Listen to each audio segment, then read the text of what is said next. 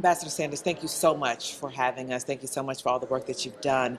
And we're really looking forward to the event. Tell us a little bit about the event and what we expect out of Gallup and Feeds today. Well, this is our third event, annual event with Gallup, and we always pick a topical issue.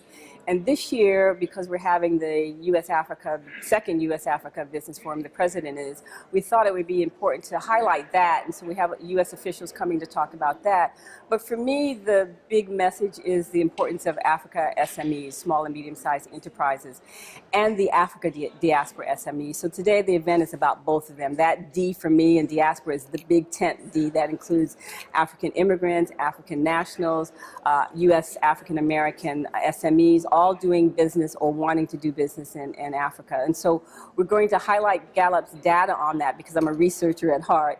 And we're going to highlight that so that you can really see what African SMEs are really doing on the continent, how innovative they are to address development issues. You mentioned SMEs, and we know that technology and business is major across the continent. Tell us a little bit more about what type of investments we're looking forward to out of Africa. Well, some of my favorites are the ones that are in agriculture and the use of technology.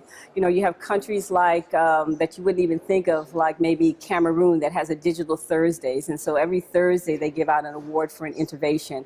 You have a lot of different uses of drones for agriculture now that are being driven by software that's been developed by young African entrepreneurs.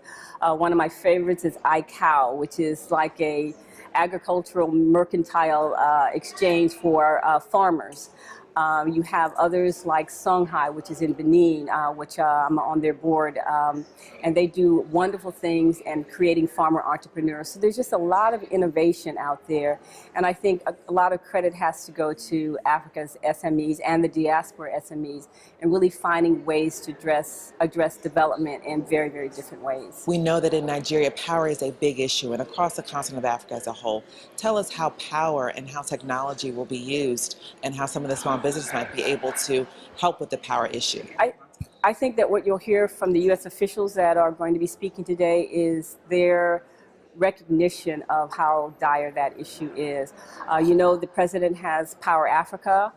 We also recognize that you have 6 million African nationals without power or energy on a daily basis.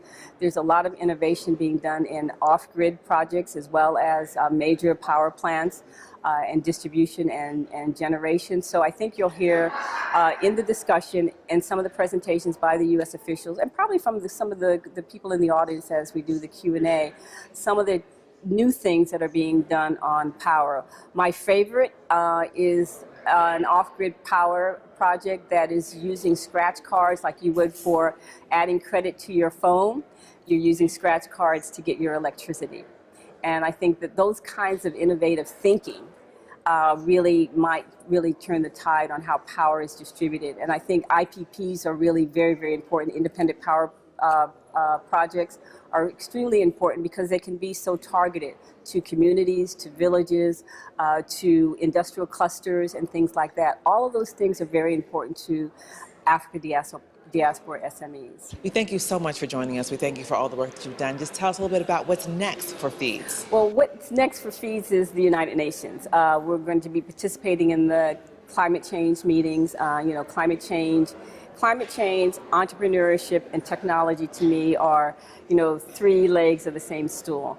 Because I think that to address climate change, particularly on the continent, technology is going to play such a huge role. And you see that, I mentioned drones earlier. A lot of drones that are being developed by African young entrepreneurs are looking at mapping, doing water surveys, and those kinds of very unique things for the African environment because, as we know, the continent of Africa is the most affected by climate change. Thank you again. We look forward to having you back soon. Thank you. Thanks.